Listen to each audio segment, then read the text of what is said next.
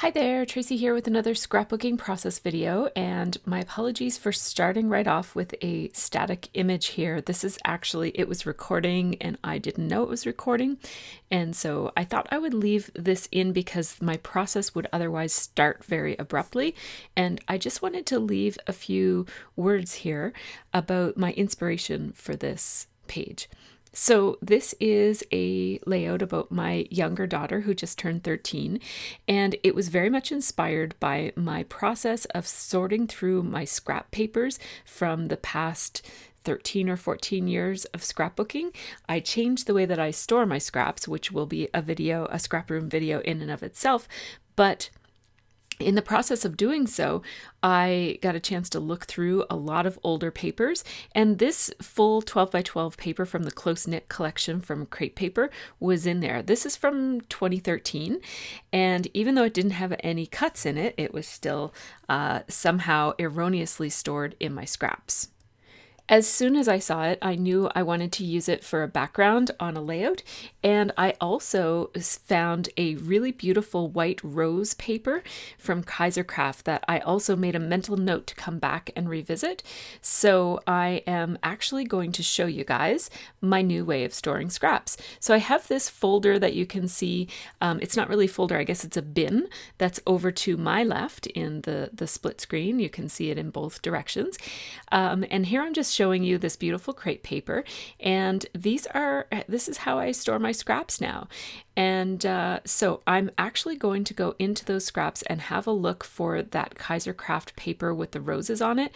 I'm not sure I'm going to be able to find it because I have a lot of scraps in each of these folders. So these are just Ziploc bags, but I have a piece of plastic in there keeping it rigid so that it doesn't get too bendy. There it is.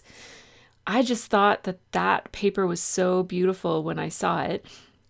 I think it would be particularly beautiful for wedding layouts, but I'm going to use it here for my daughter's birthday party. And so I have two pieces of paper, and I'm going to use all scraps for this entire layout and stuff from my stash. So we don't need that picture-in-picture anymore, so I got rid of that. Now this paper, oops, I guess I turned it back on. Oh, right. I was going to show you, but I changed my mind, a different angle on the mixed media, but we don't have to do that. We'll just do the overhead camera instead. Now I'm going over to my mixed media supplies and I'm grabbing myself some gesso. My favorite gesso is golden gesso. It is a little bit expensive. You get it at the art store. What I really love about it is that it is super creamy and chalky. Very, very, very smooth and not at all gritty. And that's what I really love about it. And so there might be other brands that are also really smooth and chalky, but this is what I have.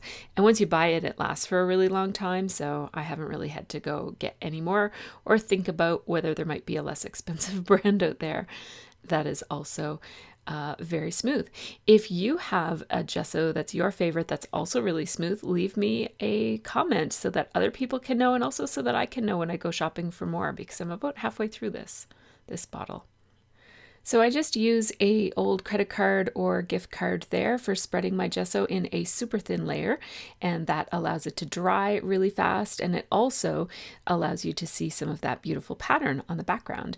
That paper has a family tree type of design on the back of it that I'm not that familiar with. It's some type of circular approach to documenting family trees, and I'm just kind of ignoring that. It looks from the video here like I completely covered up over the image, but it's actually still visible.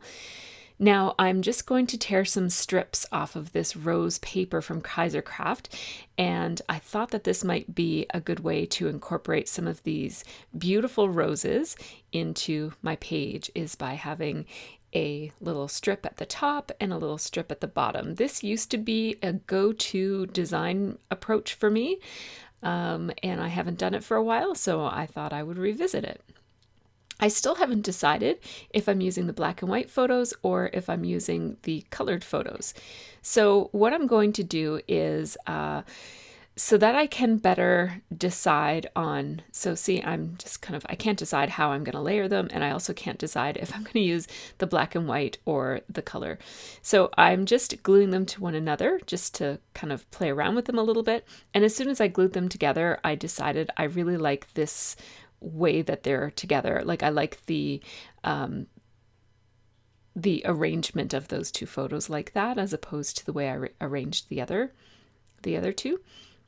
So I am going to be very liberal with my pop dots here. These are dimensional adhesive from Stampin' Up, which I sometimes just generically call pop dots, which I probably shouldn't because that's another brand. And I'm just layering it with that beautiful rose paper so that you can just see little smidgens of the roses sticking out. It's so, so pretty. And now I really love the back side as an additional layer, and I am mindful that I want to get some color in. And I'm thinking I probably want that color to be monochromatic. So I decided to go into my scrap folders and grab some more blues that are similar to that blue that's on the back of the rose paper. I'm a little hesitant to use the back of the rose paper because I love the front of the rose paper so much, and I do have a wedding coming up, a couple of weddings coming up over the next year or so, and I thought, oh, that paper would be so nice to use on one of those wedding layouts. But you know what, no time like now, just use your stuff. You can always get more later. All of those other blue papers that I picked out are all beautiful, but none of them were quite as feminine as the one that was the backside of the roses. Also, I really like that navy blue strip at the bottom with the words on it. So while I have my blue scraps out, I grabbed that piece of, it looks like a piece of like foamy water. It's always what it reminds me of. It's a Studio Calico paper from a very long time ago. All of these papers are very, very old that you're going to see on my page today. I'm adding a few more of those Stampin' Up! Dimensional pieces of adhesive there, just to add a little bit of dimension and depth to my layers. And whenever I use a lot of paper layers like this in a really subtle way, one way to make it look just a little bit more interesting is to add a little bit of depth. And what that does is it just casts a really slight gray shadow between some of your layers, and it just looks really nice. And it's a very subtle way to highlight the fact that you have all of these beautiful, yummy papers all layered together. I didn't quite like how that one lined up, so I took it off. That's one of the great things about that ATG adhesive, is that it's very forgiving. And so I just pulled it off and put it back on. I'm just using my fingers here to pull up the edges of some of those layers. And now I notice that this stripe here, this yellow, it's like a mustard yellow and white stripe.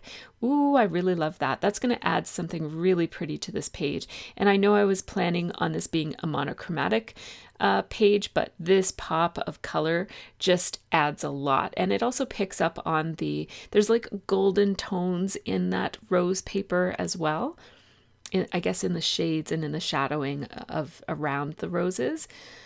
So I really like this. So I'm kind of just trying to decide where I'm going to put it. And I decided to go with this horizontal placement right here. It mimics the horizontal line of that navy blue, and it softens it up a little bit by kind of overlapping it. And it gives it a really nice casual look. And then I'll actually tear another piece over here because I like the look of the torn edge there, and tuck another piece right up here, just to balance that off. So I have a little bit of repetition of that really beautiful stripe. I love stripes, and stripes can be so bold, but with the color scheme, what it is, like white and that mustard, it's not as bold as it would have been if it were black and white or something, right? So it's very nice. It's a nice balance between bold, but not too bold. Now I'm going to use a little bit more of this paper, which is on the very back, that vertical last layer of paper that I put on the very back layer. I'm just feeling like this rose paper is really jumping out at me and demanding my attention, and that's not what I want for the top and bottom of my layout. I want your attention to go right to the middle of this layout where the photo is and the title will be. So I'm just going to cover up a little bit of the rose. And this is often what my process is for either art journaling or for scrapbooking, is kind of like you put it down and then you cover it up, but you don't cover it up too much, and then you reveal some and then you cover it back up again.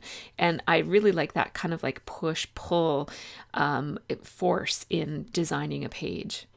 So again, I'm going to cover up a little bit more. I just had one more little bit of that stripe left and I thought I might as well use it. So I put it down here with the idea that it might anchor a little caption or a date or something down there in the corner. My impulse was to staple it right away, but I decided not to in case I changed my mind. Now, I was going to show you guys my process for picking out letter stickers, but as soon as I went over to my letter sticker Raskog, this set of letter stickers immediately popped out at me and I didn't need to look any further. So I just grabbed it and started recording. I do like to show my whole process, but literally this set of stickers just jumped out at me and I was like, yes, I'll take it. So I'm spelling out the word 13 and I am using my Thickers alignment tool to do so. You could use any ruler, but the nice thing about this tool is that it has really tiny grids right along the edge to help you line up your letter stickers fairly easily.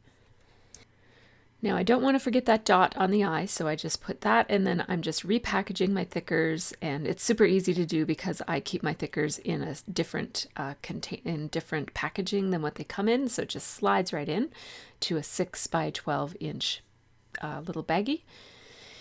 And I added a hashtag to my title, which I thought just kind of added a bit of interest and anchored the title there. And now I'm just looking through my enamel pieces. Is that what those are called? Or acrylic pieces? And I'm looking through those, and the ones I am happening to pick out are from Ellie's studio. I recently bought them and now I'm using them, so that's kind of nice. They're the only new thing on this page.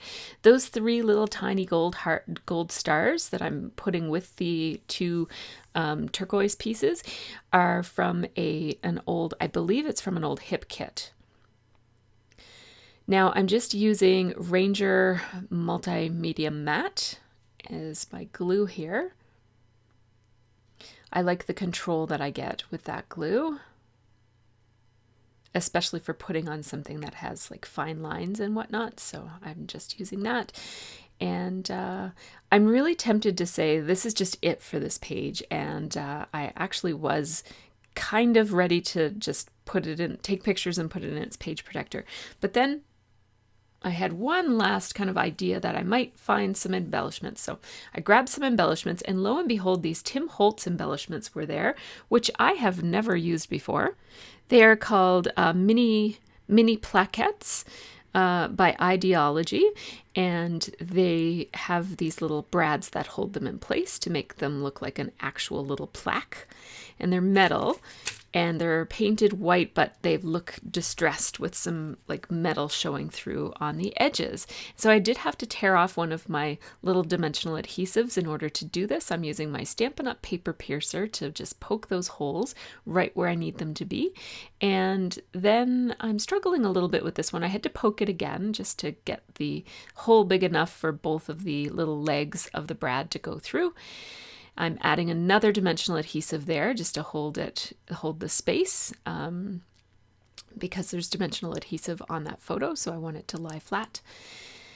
And I'm really liking how this is looking. I'm using my Chamel gray pen to very faintly write Sophie, January 2020. And that's the extent of my journaling. And as you can see, it doesn't show up at all from a design perspective. It's just there for those who choose to look very, very closely at this layout. Now, again, I thought I was done. And then I thought, if anything, I might need something over here on this left side just for a little bit of interest to balance off with the title down there. So I was looking for something gold. So I went to my Doily drawer and picked out my last of my gold doilies. I have to order some more of these. I don't know where I got them, so if you know where to get these doilies, let me know in a comment below. I'd appreciate that. I just needed to scooch it in a little bit further. I only wanted a little smidgen of it showing, so I'll save the other half for another project. And I like how that looks, but again, I'm on the cusp of being done, and I just keep adding one more thing. And what I'm looking for here is a small tag that's either turquoise or extremely neutral. And I'm looking through, this is where I keep all of my tags and journaling cards and pockets and stuff. And I believe the tags I have pulled out here are from Gossamer Blue, but I could be wrong because they're out of their package and it's been a very long time, but I'm pretty sure those are from Gossamer Blue. Now I'm just going to see, I can't decide between this kind of cream colored one that's tiny and the larger one that's white. And the white, it actually has like a really faint blue grid pattern on it. It looks like grid paper that you'd use in a math class. And so I decided to go with the white one, the larger one, because it has a bit more presence on the page. It is almost entirely going to be tucked in, so I was keeping that in mind. I think that the tiny little one would have been just a little bit too small. And also I like the punch of white that this adds to my layers, which otherwise don't really have any white. And I am putting the other piece of that tag in the other side. And my idea here is not necessarily to make it look like it was one big long tag, but just to add another piece of white interest on the other side there. So now I'm thinking, what am I going to do with this little piece that I left here? And I'm looking through my faux roller date stamps. These are acrylic stamps that, when you use them, they end up looking like you used a roller date stamp because they're small and about the same size. So I'm picking out this one. It's a little box, and inside the box it says Here and Now. And so I'm going to stamp that there with gray ink. This is Lawn Fawn Stormy Cloud ink, or Storm Cloud. And I'll top it off with 2 gold staples. That's my American Crafts gold stapler. I was gonna put a staple here and I couldn't get the angle right. I wanted it to be parallel with the other ones. And when I couldn't make it parallel because of just the angles of the papers, I just decided to not do it at all. So here are the final shots of this layout. I really had a good time putting this one together, and it seemed to scrapbook itself. I am really loving working with scraps, and I think I might make my next layout from scraps as well, because this was just so fun. And I realized by going through my scraps that I really have a lot of really beautiful scraps. So thank you so much for watching. Take care and have a really great scrappy week. Check out some of these other videos if you're interested, and also check out the MercyTiara's 27-Day Challenge Facebook group, which is linked in the information box and also shown on the screen. Thanks so much for watching and have a really great scrappy week.